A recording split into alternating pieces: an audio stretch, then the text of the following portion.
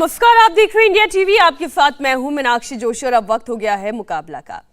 आज 500 साल के संघर्ष के बाद अयोध्या में राम मंदिर के गर्भगृह का निर्माण कार्य शुरू हो गया। ये एक ऐतिहासिक पल है।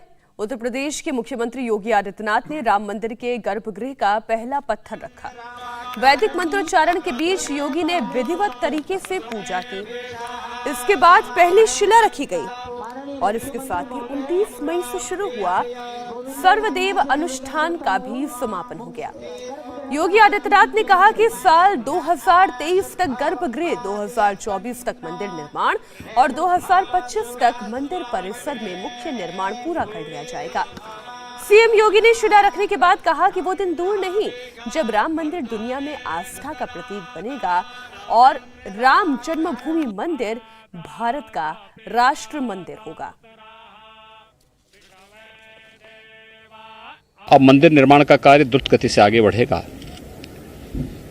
और सैकड़ों वर्षों की जो भारत की आस्था जिस पवित्र कार्य के लिए तरस रही थी, वह दिन बहुत दूर नहीं जब मर्यादा पुरुषोत्तम भगवान श्री राम का भव्य मंदिर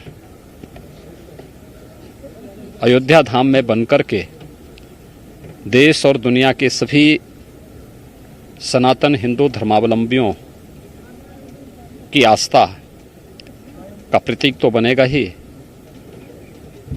श्री राम जन्मभूमि मंदिर भारत का राष्ट्र मंदिर होगा। भारत की आस्था को सम्मान देने के साथ साथ भारत के एकात्मता का भी एक प्रतीक होगा। तो योगी आदित्यनाथ ने आज एक लकीर खींच दी, एक टोन सेट कर दिया कि राम मंदिर एक राष्ट्र मंदिर होगा। इस पर किसी ने कुछ नहीं कहा। तो सवाल ये कि क्या राम मंदिर का निर्माण पूरे देश की आस्था का सम्मान है? इसमें कहीं किसी को कोई दिक्कत नहीं रही। क्या राम मंदिर से भाईचारे की एक मिसाल दिखाई देगी? इस पर मुकाबला में आज हम करेंगे चर्चा। हमारे साथ बेहद खास मेहमान जुड़ गए हैं। स्टूडियो में हमारे साथ हाफिज खान साहब जुड़ गए हैं, स्वागत है आपका। और बीजेपी की ओर से पक्ष रखने के लिए प्रेम शुक्ला जी हमारे साथ है, डॉक्टर अब्दुल जो है AIMIM के प्रवक्ता हमारे साथ जुड़ गए हैं। तीनों ही मेहमानों का बहुत स्वागत है। मैं शुरुआत आप ही से करती हूँ। प्रेम शुक्ला जी, आज योगी आदित्यनाथ बहुत प्रसन्नचित्त मुद्रा में दिखाई दिए। उन्होंने कहा कि राम मंदिर पूरे भारत की आस्था का ये राष्ट्र मंदिर कहलाएगा। जी मीनाक्षी जी, एक को स्वामी तुलसीदास जी ने लिखा है, अवधपुरी प्रभु आवत जानी, भई सकल शोभा के खानी। तो निश्चित तौर पर जो 5 सदियों से जिस पल की प्रतीक्षा थी, वह पल अब साकार होता हुआ दिखाई दे रहा है। 2 वर्ष पूर्व प्रधानमंत्री आदरणीय नरेंद्र मोदी जी ने अयोध्या में भव्य दिव्य राम मंदिर के निर्माण के लिए राम जन्मभूमि स्थान पर शिला पूजन किया था।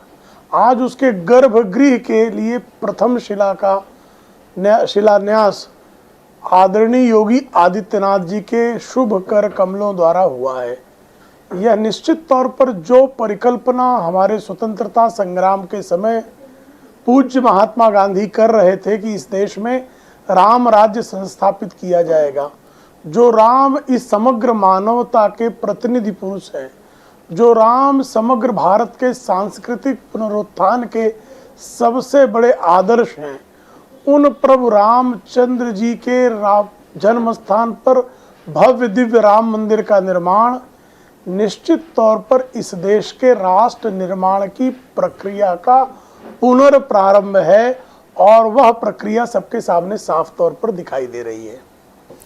अब्दुल जी, आप भी मानेंगे, देखिए अब ये आस्था की बात है, ये सम्मान की बात है, ये गौरव की बात है कि एक भव्य मंदिर यहाँ पर बन रहा है। आज मुख्यमंत्री योगी आदित्यनाथ ने जो बातें कही उससे कम से कम यही समझ में आता है। देखिए, मुख्यमंत्री योगी आदित्यनाथ जी, ऑडियो अगर आप इससे थोड़ा बंद कर दें। हाँ, ठीक। मैं मीनाक्षी जी, मैं कहना चाहता था कि मुख्यमंत्री योगी आदित्यनाथ जी हिंदू युवा वाहिनी के अध्यक्ष रह चुके हैं, तो जाहिर है उनका ये सपना था बहुत दिनों से, और वो लोग इस बात के लिए तैयार थे कि हम चाहे कुछ भी हो जाए बाबरी मस्जिद की जगह पर मंदिर बनाएंगे, राम मंदिर बनाएंगे। और जाहिर है इस काम को किसी भी तरह से 3-5 करके और किसी तरह से कोर्ट से कहीं से उन लोगों ने मस्जिद तोड़कर अपना मंदिर बना लिया।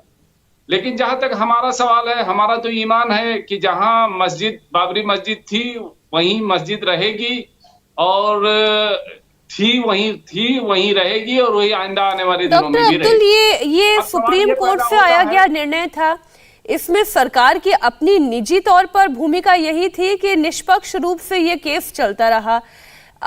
अगर सरकार की भूमिका इस मंदिर के निर्माण में हम कहें तो 1 रुपया सरकार का नहीं लग रहा है। हाँ, कोऑर्डिनेशन का काम में सरकार जरूर अपनी भागीदारी निभा रही है। ये 3-5 क्या होता है? 3-5 बताऊं आपको। नंबर 1 कि सुप्रीम कोर्ट ने खुद कहा कि बाबरी मस्जिद जहां थी वहां किसी मंदिर को तोड़ के नहीं बनाया गया। नंबर 2 कहा गया कि 1950 में जो मूर्तियां रखी गई वो नाजायज। किस जज ने लिखा है, जरा मुझे बताइए। ये कहा गया सुप्रीम कोर्ट में ये ऑर्डर में कहीं नहीं लिखा गया, झूठ है, ये मक्कारी है, बेईमानी है, लंपटता है।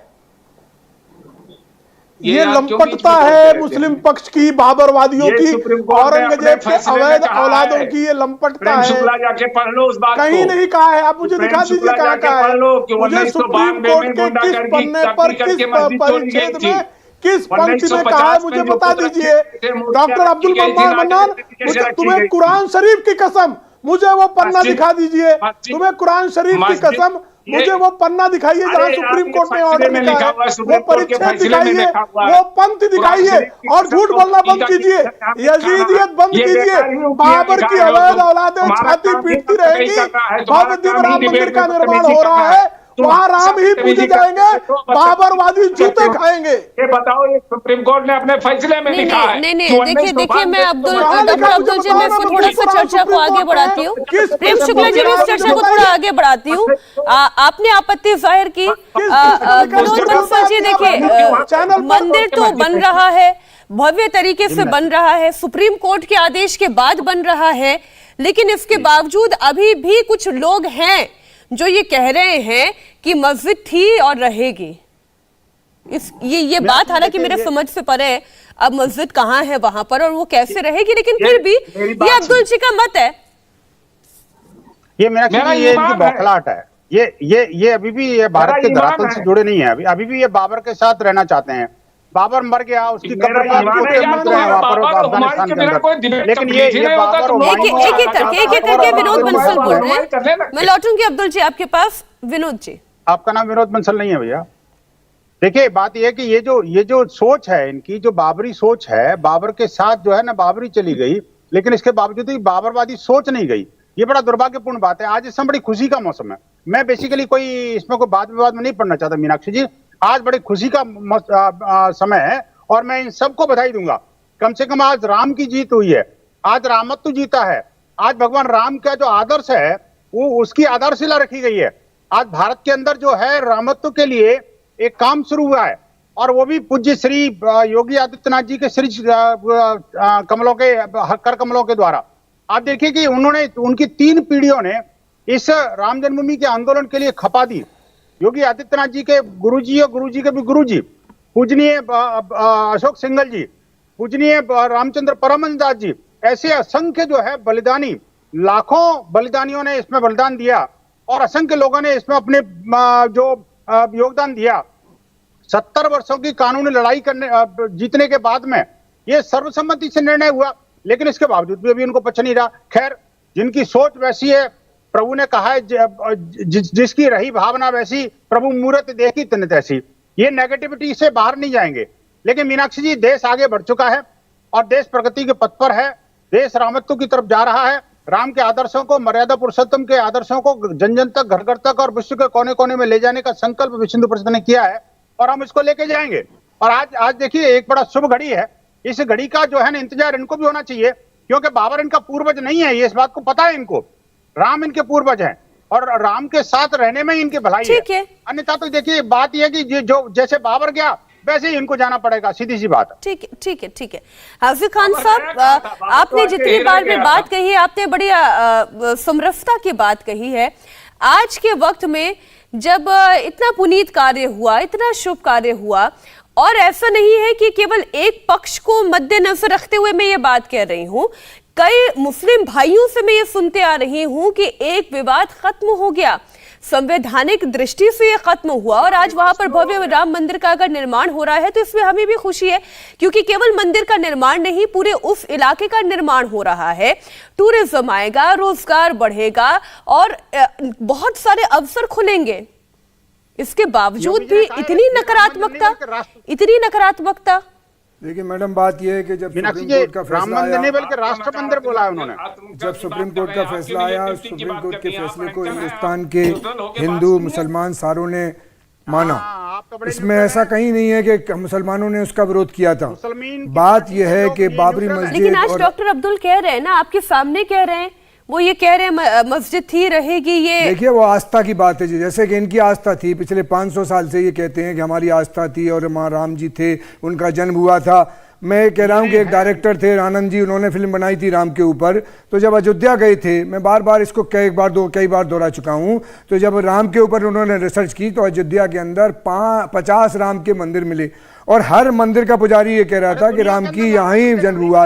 बात यह है कि अब सुप्रीम कोर्ट का फैसला आ गया और सुप्रीम कोर्ट ने हिंदुस्तान के हिंदू और मुसलमानों दोनों को सेटिस्फाई किया। वो फैसला नहीं था, फैसला चल रहा था लैंड का, प्रॉपर्टी का, कि किसके मालिकाना के, लेकिन सुप्रीम कोर्ट क्योंकि चाहता था और सरकार चाहती थी हिंदुस्तान की कि ऐसा कोई मामला हो जाए जिससे हिंदू और मुसलमानों के बीच में नफरत न फैसे, दरार न फैसे। मैं बंसल जी आपके बारे में नहीं बोल रहा था, बंसल जी रावण जैसी हरकत मत करो कि रावण की तरह चिल्लाने लगो, मैं अपनी बारी में बोल रहा हूँ। तो उसमें यह था कि सुप्रीम कोर्ट ने जब फैसला किया और हिंदुस्तान के एक बड़े शायर अल्लामा इकबाल, उन्होंने रामचंद्र जी के बारे में कहा कि है राम के वजूद पे हिंदुस्तान को नाज, अहले नजर समझते हैं उनको इमाम हिंद। हिंदुस्तान में रहने वाले जो हिंदू है, मुसलमान हैं, ये हिंदुओं से कन्वर्ट है 98%। ऐसे ये कह रहे हैं कि पूर्वज हो सकते हैं कि राम भी हिंदू, हमारे मुसलमानों के भी पूर्वज हों, लेकिन इस्लामिक उसके थॉट के एतबार से, जैसे डॉक्टर साहब कह रहे हैं कि जब कोई किसी जगह जबरिया किसी जगह मस्जिद पर कब्जा करके मस्जिद नहीं बनी जाएगी। इस्लाम इस बात की इजाजत नहीं दे सकता, किसी की जमीन को हड़प कर नहीं बनाई जाएगी। लेकिन अगर कोई मस्जिद बनी हुई है और जो मस्जिद है वो सातों जमीन और सातों आसमान तक कयामत तक मस्जिद रहेगी, ये थॉट है इस्लामिक एतबार से, उसको डॉक्टर साहब रिपीट किया है। एक तरफ आप ये कहते हैं कि कानूनी व्यवस्था के अंतर्गत ये राम मंदिर का निर्माण हो रहा है, आस्था का सम्मान हो रहा है, और फिर आप ये भी कह रहे थे सातों जमीन सातों आसमान, और ये उनकी आस्था है, ये मुसलमान डॉक्टर साहब ने जो अपनी आस्था बयान की उस पर कहूं। दूसरी बात रही कि सुप्रीम कोर्ट ने जब फैसला आया तो हमने कहा कि हम हिंदुस्तान के मुसलमान सुप्रीम कोर्ट के फैसले पे कोई एतराज नहीं करते, लेकिन एक बात कहना चाहेंगे आपके माध्यम से कि सुनो, एक बात कहना चाहता हूं, सुप्रीम कोर्ट के फैसले पे खामोश रहना चाहता हूं। अब आएगा एक आसमानी फैसला, उस फैसले को भी देखना चाहता हूं, क्योंकि हम अल्लाह के घर के मालिक नहीं थे, हम अल्लाह के घर के केयर टेकर थे, हम देख रेख कर सकते थे। हम इसके ज्यादा मस्जिद अल्लाह का घर होती है, वो आस्था उसकी। ठीक है सर, आसमानी फैसले तक का आपने जिक्र कर दिया। विनोद बंसल इस पे रिस्पॉन्ड करना चाह रहे हैं। विनोद जी, वो अभी भी वक्त की शायद किसी आसमानी फैसले का इंतजार कर रहे हैं। हाफिज खान साहब, देखिए मीनाक्षी जी, ये जिस आसमानी किताब की और आसमानी फैसले की बात करते हैं, शरीयत की सड़ी हुई मानसिकता को त्याग दें। अब सर तन से जुदा नहीं होगा, आप वतन से जुदा होंगे। ऐसे लोग जो लोग सर तन से जुदा की बात करते हैं, वो जैसी हरकत मत करो। आप याद रखना, ये शरीयत है 1500 साल से है, क़यामत तक रहेगी। ये ऐसे नहीं है कि कानूनों के एतबार से बदल जाए। तो आज कोई बादशाह है तो उसकी कहने लगे, कल आए कोई दूसरा बादशाह उसकी कहने लगे, ऐसा नहीं है सर। ये तो कानून है, संविधान है, वो भी एक इस्लाम, और वो क़यामत तक फॉलो पैगंबर से आपका कोई रिश्ता नहीं है। पैगंबर मोहम्मद ये भारत में पैदा नहीं हुए थे। अरे पैगंबर पूरी दुनिया के लिए थे, रहमतुल आलमीन थे तुम। अगर तुम जाहिल हो, तुम्हें नहीं समझ में आता तो मेरा कुछ नहीं है। आराम से अच्छी भाषा में बात करें। 2 मिनट कह रहे हैं तो इसको शरीयत को नहीं कमेंट कर रहे हैं, ऐसे कैसे? ठीक है प्रेम शुक्ला जी, कमेंट करा नहीं प्रेम शुक्ला जी, 1 मिनट अब्दुल, डॉक्टर रामों की अब्दुल हरकत मत करो। रामों की बस्ती में राम रावणों की तरह बात मत और करो। मंदिर से रिश्ता कितना प्यारा है, मुश्किलें जब आई हैं दोनों को पुकारा है। राम भी हमारा, रहीम भी हमारा, हम तो ये कहते हैं। ये देखिए प्रेम शुक्ला जी, हाफिज खान साहब कहते हैं राम भी हमारा है, रहीम भी हमारा है, लेकिन फिर वो ये भी साथ साथ कहते हैं कि ये हमारी भी आस्था की बात है, कोई आसमानी फैसले की वो बात करते हैं। उन्होंने कहा था कि हमारे हक में बस इतना था और हमारे हैसियत में इतना था कि हम केवल रख रखाव कर पाते, वो हमसे नहीं हो पाया, ये हमारी कमी रह गई। देखिए ऐसा है, वहां पर भव्य दिव्य राम मंदिर का निर्माण हो रहा है। अयोध्या क्या पूरे भारत के किसी कोने में बाबर नाम के आक्रांता, बलात्कारी, बर्बर, क्रूर व्यक्ति का के नाम पर किसी प्रकार का कोई स्मारक नहीं बन सकता। मस्जिद की बात तो दूर है, उसने मस्जिद की बात तो दूर है, अरे लड़कों पुरुषों का बलात्कार करता था, खुद ही उसने बाबरनामा में लिखा हुआ है, पढ़ लेना बाबरनामा, एक बार पढ़ लेना, आपको उपलब्ध हो जाएगा किसका बलात्कार किया, आपको ध्यान आ जाएगा। अगर आपने बाबरनामा नहीं पढ़ा है तो पढ़ के आ जाइए। डॉक्टर अब्दुल, मैं बाबरनामा का आपको जिक्र कर रहा हूँ, अब बाबरनामा के पन्नों का भी जिक्र कर दूंगा मैं आपको। हाँ करिए ना, अगली बार कानून की बात कर रहा हूँ, सीखना तो नहीं है भाई। प्रेम शुक्ला जी, मुझे कुत्ता बिल्ली की तरह बात नहीं करना है। मैं तो अपनी बात जो है बाबरनामा को आपके सामने रखकर कह रहा हूं। बाबर एक बलात्कारी था, बाबर क्रूर था। कितने साल हुकूमत करी, जवाब देना देश को। अरे कितने साल हुकूमत करी भारत में? अरे एक सवाल का जवाब दो भाई साहब। बाबर के नाम प्रेम शुक्ला जी, झूठ बोलकर तो तुमने और डॉक्टर अब्दुल आपकी 2 पीढ़ियां, ये बताओ कैसा हुकूमत की बाबर ने, एक साल हुकूमत की देश को बताओ। अरे अब प्रेम शुक्ला जी की बात पूरी हो जाए फिर वो आ जाएंगे, नहीं वो आ जाएंगे, मैं आपके पास आ जाऊंगी। क्या बोलेंगे, इनको बाबर के अलावा कुछ याद ही नहीं है, इनके दिमाग में भी आपकी बाबर सवार है। औकात हो तो बाबर के नाम की एक ईंट अयोध्या में ले आओ, आपको पता लग जाएगा राम की शक्ति क्या है, संविधान की शक्ति क्या है, 500 साल भारत की बगल में संविधान अभी डॉक्टर अब्दुल मन्नान ये तू तड़ाक मत कर, सूरों की भाषा में बात मत कर, मैं अच्छी भाषा में बात कर रहा हूँ, गटर वाली भाषा मत बोल। तुम्हारी बदतमीजी मैं बहुत दिनों से सुनता तेरी जबान कंट्रोल कर। ये देखिए डॉक्टर अब्दुल भाषा मत बोल। प्रेम शुक्ला जी प्लीज, डॉक्टर अब्दुल, प्रेम शुक्ला जी, ये तू तड़ा की भाषा नहीं अच्छी लगती। अरे 1 मिनट हाफिज खान जी, बस 1 मिनट, तू तड़ा की भाषा बिल्कुल नहीं चलेगी। 1 मिनट प्रेम शुक्ला जी, प्रेम शुक्ला जी, डॉक्टर है आप अब्दुल मन्नान, आप डॉक्टरेट किए हुए हैं, ऐसी भाषा का इस्तेमाल करेंगे, तू तड़ा की भाषा का इस्तेमाल करेंगे। अगर कोई तू तड़ा की भाषा करेगा तो ऐसे सूरों को, अरे तो तर्कों का जवाब बाबर की औलाद, हमने कहा अरे रावण की औलाद तुम, हमने कहा आपको किसी की औलाद है तुम।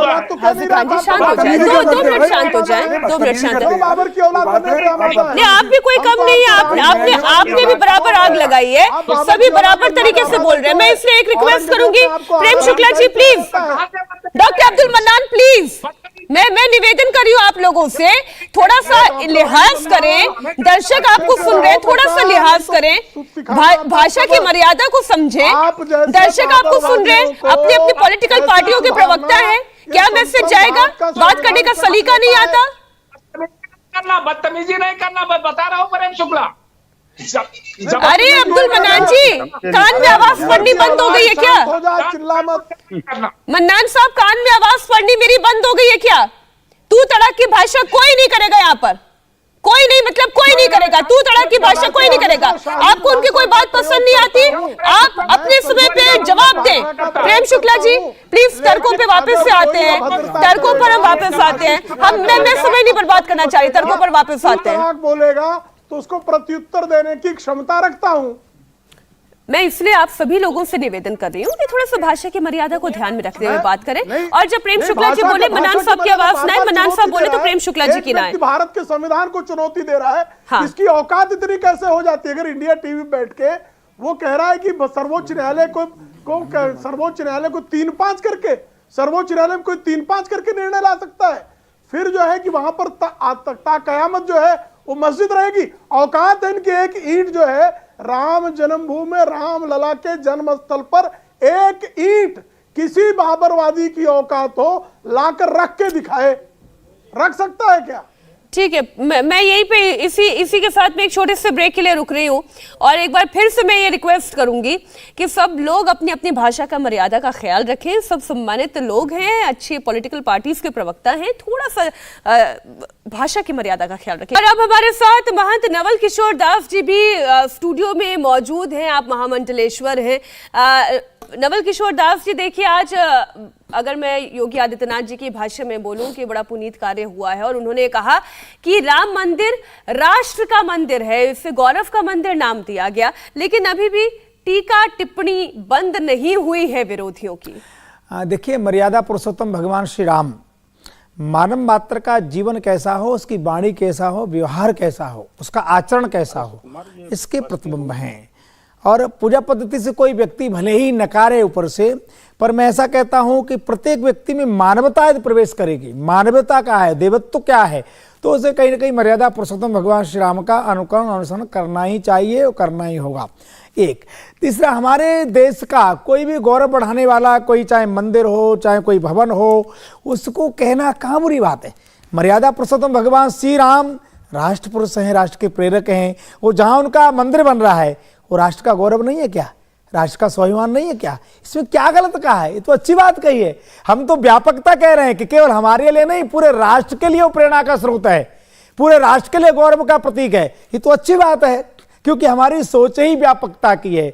हम तो बसते कुटुंब वाले लोग हैं, सबको एक साथ लेके चलते हैं और ये कहते हैं कि यहाँ रहने वाला प्रत्येक व्यक्ति, जो भी परिस्थिति स्थिति रही होगी, पूजा पद्धति भिन्न हो सकती है। हमारे यहाँ पंथवाद है, ऐसे ही हमारे यहाँ धर्मवाद भी हो सकता है, वो पंथवाद हो सकता है, परंपराएं अलग हो सकती हैं, परंतु हम सब मूलतः सनातनी और भारतीय हैं, इसमें तो कोई दो राय है ही नहीं।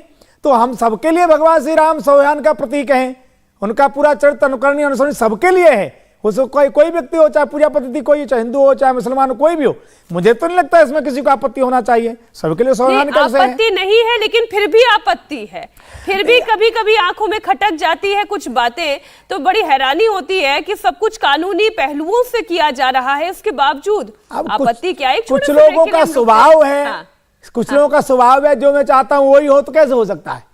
ठीक है, कभी संविधान मानेंगे, कभी नहीं मानेंगे, कोर्ट मानेगा नहीं, पर मानना तो पड़ेगा ही, कोर्ट तो मानना पड़ेगा, हमको भी, उनको भी, सबको मानना पड़ेगा। डॉक्टर अब्दुल मन्नान जी, अब मैं मिसाल के तौर पर अगर आपसे कहूं कि हाफिज खान जी आपके घर की इमारत पर खड़े हो जाए, कहें कि ये मेरी आस्था का सवाल है, यहाँ पर मेरा घर होना चाहिए, ये है, था और रहेगा, तो क्या आप मान लेंगे? देखिए मीनाक्षी जी ने, आपने बहुत अच्छा सवाल पूछा है और मैं चाहता हूं कि लोग तमीज के दायरे में रहें और तमीज से बात करें और अपनी भाषा पे कंट्रोल करें। ना तो मैं किसी से बदतमीजी करना चाहता हूं, ना सुनना चाहता हूं। और ये कोई व्यक्तिगत लड़ाई भी नहीं है। कि आप मेरी बात सुन लीजिए। आप कह रहे हो कि खान साहब आके अगर हमारे घर पे खड़े हो जाए और कहते हमारे आस्था का सवाल है, तो ये क्या मान लिया जाएगा कि खान साहब का घर है, मेरा घर नहीं? यही बात तो हुआ है बाबरी मस्जिद के केस। आप आके खड़े हो गए बाबरी मस्जिद पे और कहा कि हमारा ऐसा विश्वास है कि यहाँ रामचंद्र जी पैदा हुए थे, और आपने इसी बुनियाद पे लड़ाई लड़ना शुरू कर दिया। जब कोर्ट, सुप्रीम कोर्ट ने खुद कहा, 3 बातें कही और 3 ही बातों पर अभी झगड़ा हुआ था। नंबर 1 कि बाबरी मस्जिद किसी मंदिर को तोड़ के नहीं बनाया। नंबर 2, 1950 में जो मूर्तियां रखी गई वो नाजायज रखी। नंबर 3, 1992 में जो अडवाणी जी के नेतृत्व में मस्जिद तोड़ी गई वो गैर कानूनी का। तो सवाल ये पैदा होता है कि सुप्रीम कोर्ट तो खुद कह रहा है कि तुम्हारा सामान था, तुम्हारा घर था, लेकिन हम दे रहे हैं हिंदू भाइयों को, क्योंकि इनके आस्था का सवाल है, इनकी आस्था की वजह से। और अगर ये फैसला था, हमारे अभी खान साहब ने बड़ी अच्छी बात कही कि देखिए ये तो एक तरह का सेटलमेंट था। अगर तुम्हारी जमीन थी, तुम्हारा मंदिर था, आपका मंदिर था, तो आपने क्यों नहीं ले लिया? फिर 5 एकड़ जमीन हमको क्यों दिया भीख में? हमें आप 5 एकड़ जमीन भी दे रहे हो और कह रहे हो ले जाओ यहाँ मस्जिद बना लो। अरे भाई, जब फैसला होता है किसी चीज का, इसमें महामंडलेश्वर जी, महंत नवल किशोर दास जी आपके सामने तर्कसंगत बात रखना चाह रहे हैं। ठीक है, एक तो बहन जी क्या है, वहां आज भी अयोध्या में ये बंधु जाना चाहे तो जा सकते हैं। जो खंबे निकले हैं जिसमें अष्टकमल है, बराह है और वहां लिखा है कि मस्जिद बनने से पहले वहां एक भवन था, वो निकला खुदाई में। फिर भी ये कह रहे हैं, किस बात को कह रहे हैं? हाँ, ये हम फिर कह रहे हैं कि हमारा भाईचारा है, सरकार ने आपको जमीन दी, उसमें हमने कोई आपत्ति नहीं की। अयोध्या में बाबर का क्या लेना देना था? अयोध्या में तो भगवान मर्यादा पुरुषोत्तम श्री राम का ही जन्मभूमि है ना, वही है, वहीं प्रकट हुए हैं, शास्त्र है, सब दिखाया है, कोई साक्ष्य क्या पर हुआ है? वहां अयोध्या में जो मंदिर बन रहा है वो किसी की दया कृपा पर नहीं बन रहा, साक्ष्य के आधार पर बन रहा है, संविधान के दायरे में बन रहा है। आप जब चाहोगे तो मानोगे, जब चाहोगे नहीं मानोगे, क्या है? कोई ये आपको यहाँ के सांसा हैं, कानून तो सबको ही मानना पड़ेगी भैया, आपको और हमको भी।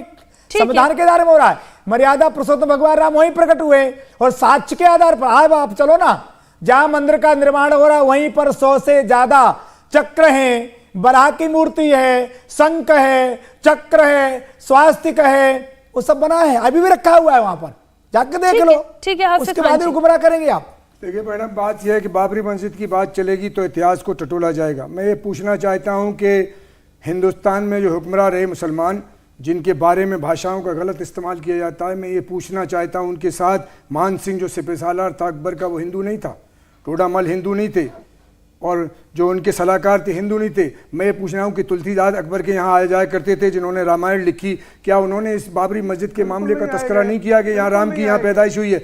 मैं ये सवाल इसलिए कर, आज जो मामला हो गया उसको होने दीजिए। आज उस पर ना हमें ऐतराज करने की जरूरत है, ना हम उस पर कोई ये अब्दुल मियां को समझाए ना। नहीं, ये तुलसीदास जी कभी बाबर क्या नहीं गए? बाबा ने कभी नहीं निमंत्रण दिया था, स्वीकार कर दिया। अकबर के भी नहीं गए, कोई प्रमाण नहीं है। निमंत्रण भेजा था, मना किया था। उनके गहरे दोस्त इतिहास के तत्वों में आवत जात परैया टूटी बिसर जात हर नाम, ऐसा गोस्वामी जी ने लिखा है मैंने पत्रिका में। निमंत्रण दिया था, नहीं गए, कहा मुझे नहीं जाना, स्पष्ट लिखा है। बादशाह ने बुलाया पर मना कर दिया। अरे भैया, मैंने नहीं जाना, कोई प्रमाण नहीं है। तुलसीदास अरे मूर्ति तोड़ने वाले, मंदिर किसने तोड़ा, मूर्ति किसने तोड़ी, हजारों लाखों लोगों की गर्दनें किसने काटी, और फिर भी बड़े महान थे, बड़े महान थे। गर्दन काटने वाले महान हो गए, गर्दन काटने वाले महान हो गए। दूसरी बात ये, गर्दन काटने वाले महान हो गए, मंदिर तोड़ने वाले महान हो गए, मूर्ति तोड़ने वाले हो गए। ऐसे महान हमें नहीं चाहिए, ऐसे महान। पहले बात तो सुनिए ना, सुनिए। बाबर इस देश में रहकर तो राजपाट, सुनिए ना, सुनिए, लेकिन देश में रहकर राजपाट नहीं कर पाया, उसे जाना पड़ा देश से। राजा का काम क्या था? मुखिया मुखसो चाहिए, खान पान को एक, पाले पोसे सकल तुलसी सहित विवेक, उसको राजा कहा है, उसको मुखिया कहा है। जो गर्दने काटे वो राजा हो सकता है, मंदिर तोड़े उसको राजा कहते हैं, जजिया कर ले उसको राजा कहते हैं, जो जजिया कर ले उसको राजा कहते हैं। छोटे छोटे बच्चों को गर्दने काटते टोलू में फेर दे उसको राजा कहेंगे। ऐसे राजा नहीं चाहिए, ऐसे देश कोई नहीं चाहिए, ऐसे परिवार में थी मुगल शहंशाह के जाती, ऐसे लोगों को महिमा करने वाले ठीक है, सुनिए, मदद करने वाले भी धर्म ठीक है, नहीं सुनिए ना, ऐसा झूठ पे किया जाए, ऐसा इतिहास को पढ़ाई देश दुनिया राइटर भी लिखा है, हिंदुस्तानी राइटर भी लिखा है, और तमाम हिंदू राइटरों को कल तक 5 सारे लोग पढ़ा रहे हैं। आपको लग रहा है दर्शक कुछ समझ पा रहे हैं? धर्मद्रोहियों को, राष्ट्रद्रोहियों को हम अपना आदर्श नहीं मानेंगे। कैसे? ठीक है, सुनिए ना, सुनिए, ठीक है, बात को थोड़ा आगे बढ़ाते हैं, सर थोड़ा आगे बढ़ाते हैं। 30% उनके स्टाफ में हजारों लोगों को, अरे भैया आप जरा सुनिए ना, 4, 5, 10 पीढ़ियां इस्लाम को स्वीकार, इतना पीढ़ा हो रहा है। नहीं, कोई इस्लाम को ठीक है, थोड़ा सा आगे बढ़ाते हैं। नवल किशोर जी, थोड़ा सा चर्चा को आगे बढ़ाते हैं।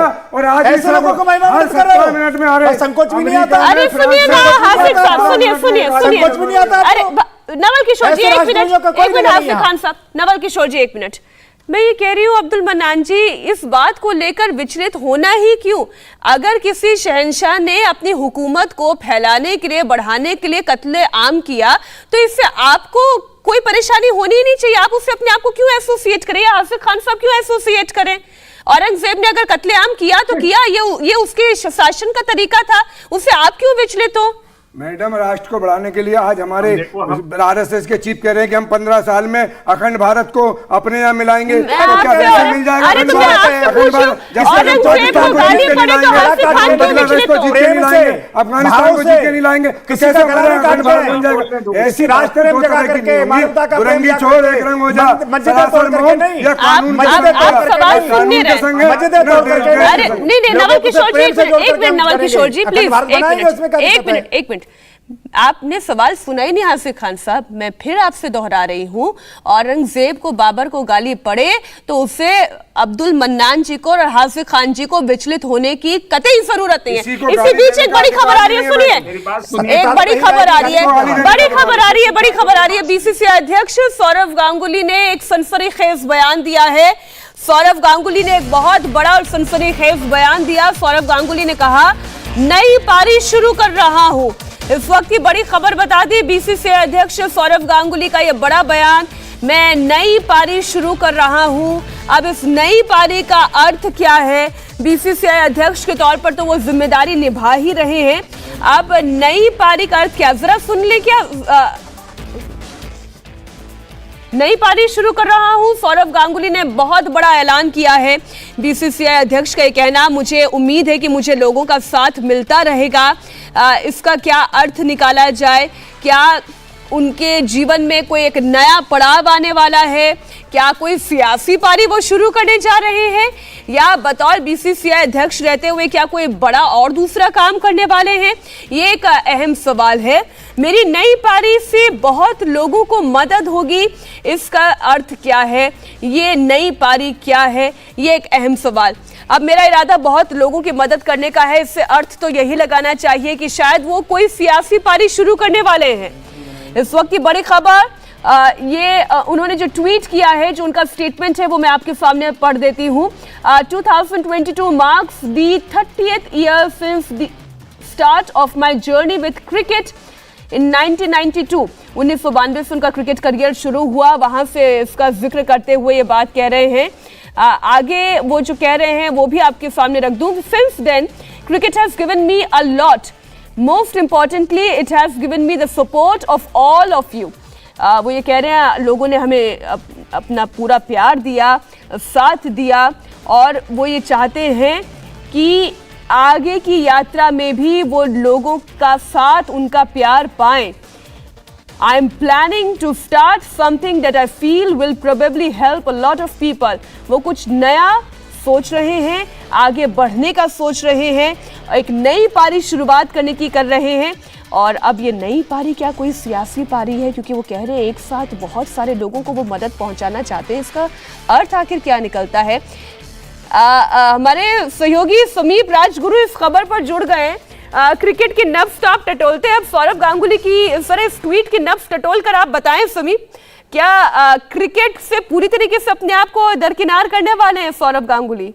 अगर मीनाक्षी देखो, ये जो हुआ है ये आज नहीं तो कल होना ही था। सौरव गांगुली की अगर बात करें, पिछले 5-6 साल से जो है मीनाक्षी, लगातार पॉलिटिक्स में आने की बात चल रही थी। कई पॉलिटिकल पार्टीज उनको अप्रोच कर रही थी, चाहे खबरें बीजेपी की हों। आज से करीब टेस्ट मैच जो आईपीएल के जो प्लेऑफ हुए थे उससे ठीक पहले प्लेऑफ से पहले हमारे होम मिनिस्टर अमित शाह जी भी उनके घर गए थे, उनके यहाँ डिनर भी करके आए हैं। तब से कयास भी लग रहे थे कि क्या दादा पॉलिटिक्स में आएंगे। बीसीसीआई प्रेसिडेंट जब बने थे तब भी ये लग रहा था कि क्या दादा ने बीजेपी के साथ हाथ मिला लिया है। तो इस तरीके की बातें लगातार चल रही थी। जब बंगाल इलेक्शंस थे तब ये लग रहा था कि शायद दादा बीजेपी के साथ होंगे, लेकिन तब जब हमारी बात होती थी उस समय सौरव गांगुली से, तब वो हमेशा ये कहते थे कि मैं पॉलिटिक्स में नहीं आऊंगा। लेकिन दादा का पॉलिटिक्स की तरफ रुझान हमेशा रहा है, और इसमें कोई शक नहीं है कि वो बीसीसीआई प्रेसिडेंटशिप जिससे वो रिजाइन कर चुके हैं, उनका जो टेन्योर था वो खत्म हो चुका है और उनको कूलिंग ऑफ पीरियड में भी जाना है। 2019 में वो बीसीसीआई प्रेसिडेंट बने थे और उससे पहले वो 3 साल सीएबी के प्रेसिडेंट भी रह चुके हैं। तो उनका 6 साल का जो टर्म था, जो सुप्रीम कोर्ट ने जो वो किया है, रूल नया बनाया था, उसके मुताबिक उनको अब कूलिंग ऑफ पीरियड में भी जाना है। वो बीसीसीआई से जुड़े हुए नहीं रह सकते हैं। तो ऐसे पूरे जो अगर माहौल को देखें तो बीसीसीआई में एक अधिकारी के तौर पर तो नहीं रहेंगे, लेकिन क्रिकेट से तो जुड़े रहेंगे। लेकिन इसमें कोई शक नहीं है कि वो पॉलिटिक्स में कदम रखेंगे। अब देखना बड़ा दिलचस्प होगा कि वो टीएमसी की तरफ जाते हैं या बीजेपी की तरफ, क्योंकि मैं पॉलिटिकल ज्यादा बात यहाँ पे नहीं करना चाहूंगा, लेकिन इसके बावजूद ये तय है कि दादा का पॉलिटिकल वो जो था रुझान था या फिर थोड़ा झुकाव जो था वो हमेशा से था। मैं अब वो खुलासा यहाँ पे नहीं करना चाहता हूँ, लेकिन देखिए समीप, ये बात तो तय है कि उससे इसके लिए उन्हें अपना पहला प्यार उनका क्रिकेट, उसकी तरफ उनका रुझान, इसे उन्हें दरकिनार करना पड़ेगा, क्योंकि अब वो एक और बड़ी पारी के लिए अपने आप को तैयार कर रहे हैं। दादा के अंदर लीडरशिप तो है ही है, इसमें तो कोई शक है नहीं। टीम इंडिया को उन्होंने जिस तरीके से लीड किया, भारतीय क्रिकेट को एक नए मुकाम पर पहुंचाया, भारतीय क्रिकेट जिस दौर से गुजर रही थी, मैच फिक्सिंग के दौर से हर किसी का भरोसा उठ गया था, तो सौरव गांगुली ने उस समय इंडियन क्रिकेट को संभाला और वहां पर विश्वास भी वापस लेकर आए, परफॉर्मेंस भी लेकर आए और एक ऐसी टीम इंडिया को दी जो आज भी उनके सारे जो है ना गुण गाते हैं और सारे जो उनकी वाहवाही करते हैं। तो क्रिकेट से दरकिनार नहीं होंगे। अगर आप देखिए गौतम गंभीर की अगर बात करें, और भी क्रिकेटर्स हैं जो पॉलिटिक्स में क्रिकेट से जुड़े रहेंगे, लेकिन एक बीसीसीआई एक अधिकारी के तौर पर बिल्कुल नहीं, और निश्चित तौर पे पॉलिटिक्स में आएंगे तो क्रिकेट कहीं ना कहीं साइडलाइन जरूर होगी, लेकिन पूरी तरीके से हटेगी नहीं। और अब ये कुछ ही देर की बात है मीनाक्षी, मुझे लगता है कि आपको जो है सौरव गांगुली खुद बता देंगे कि वो किस पार्टी की तरफ जा रहे हैं। लेकिन मुझे जो मालूम है, दादा हमेशा कंफ्यूज रहते थे। एक अंदर की बात मैं आपको बता दूं कि मैं टीएमसी का अगर साथ दूंगा तो बीजेपी बुरा मान जाएगी, और बीजेपी के साथ जाऊंगा तो टीएमसी बुरा मान जाएगी, क्योंकि मैं कोलकाता में रहता हूं, कोलकाता में मेरा बड़ा बिजनेस है, कोलकाता में मेरी फैमिली है और यहाँ पे टीएमसी रूल करती है। तो इस तरीके के कंफ्यूजन्स हमेशा सौरव गांगुली के दिमाग में रहते थे। सौरव गांगुली के साथ बहुत वक्त बिताया और सौरव गांगुली के साथ कई बार हमने ऐसे टाइम पे थे जब वो बड़े पार्टी लीडर से मिले हमारे सामने, तो वो सारी ऐसी बातें जो यहाँ पर बताना तब तो समीप मैं ये कहूंगी कि ऐसे छवि वाले लोगों की तो पॉलिटिक्स में जरूरत होती है, जिनके हर पार्टी के साथ जो है सामंजस्य अच्छा बैठे, तो परेशानी भी भविष्य के लिए कोई खड़ी नहीं होती। लेकिन हाँ, ये बात जरूर है, आपने कहा कि वो पश्चिम बंगाल में रहते हैं, उनका परिवार वहां पर, उनका व्यापार वहां पर, उनका जुड़ाव वहां से, कौरबो लौड़बो जीतबो रे जैसे नारे जो है लगातार उनके साथ चलते आए। तो ये एक मुश्किल फैसला जरूर होगा सौरव गांगुली के लिए। मुझे नहीं लगता सौरव गांगुली के लिए मुश्किल फैसला होगा। सौरव गांगुली बहुत समझदार और बहुत सुलझे हुए इंसान है, और मुझे पूरा यकीन है और पूरा भरोसा है, मैं कह सकता हूं कि सौरव गांगुली फैसला कर चुके हैं। और मुझे जो अमित शाह जी उनके घर में डिनर करके आए, उसके बाद से मुझे ये लग रहा था कि कहीं ऐसा कोई फैसला तो वो नहीं लेने वाले हैं। अब मैं सिर्फ इंतजार कर रहा हूं कि वो किस पार्टी में जा रहे हैं, और मुझे पूरा मुझे यकीन है, पूरी क्लैरिटी है सौरव गांगुली के दिमाग में कि वो किस तरफ जाएंगे। अब एक सवाल जो है सौरव गांगुली से थोड़ा सा आगे बढ़कर समीप, इस बात पर भी आप थोड़ा रोशनी डालें, फिर बीसीसीआई अध्यक्ष कौन होगा?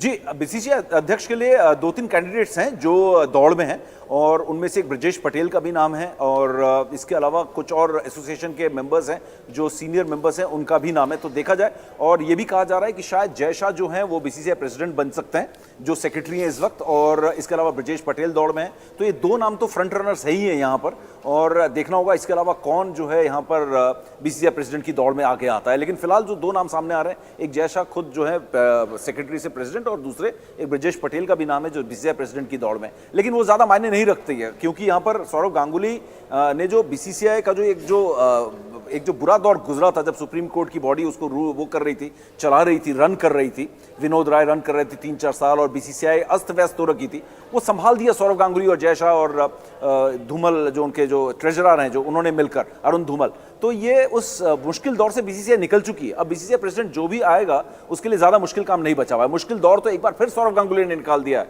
भारतीय क्रिकेट के एडमिनिस्ट्रेशन को निकाल दिया इस बार, पहले टीम को, अब इंडियन क्रिकेट एडमिनिस्ट्रेशन को भी उन्होंने जो है इस बुरे दौर से निकाल दिया। एक विश्वास, एक नाम दिया जहां पर विश्वास टूट सा गया था कि कहीं ना कहीं आपने देखा चेन्नई सुपर किंग्स और राजस्थान रॉयल्स को बैन कर दिया गया था, सुप्रीम कोर्ट बॉडी ने टेक ओवर कर लिया था, तो उस समय फिर से विश्वास डगमगा गया था सारे फैंस का। तो वहां से सौरव गांगुली ने फिर टेक ओवर किया, बीसीसीआई प्रेसिडेंट बने, और फिर से भारतीय क्रिकेट को एक विश्वास और एक क्रेडिबिलिटी के साथ वो उस मुकाम पर पहुंचा दिया जहां पर हम क्रिकेट को देखना चाहते हैं।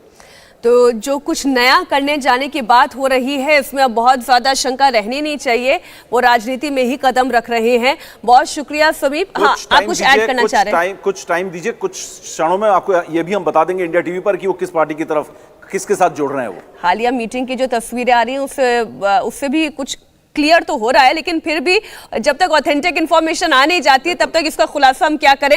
हमारी खबर है सौरव गांगुली राज्यसभा जा सकते हैं, और जैसे ये बड़ी खबर कंफर्म होगी कुछ और अपडेट्स के साथ हम लौटेंगे। इंडिया टीवी हर वक्त हर जगह डाउनलोड करने के लिए सर्च करें India TV news Google play store या ऐप स्टोर पर।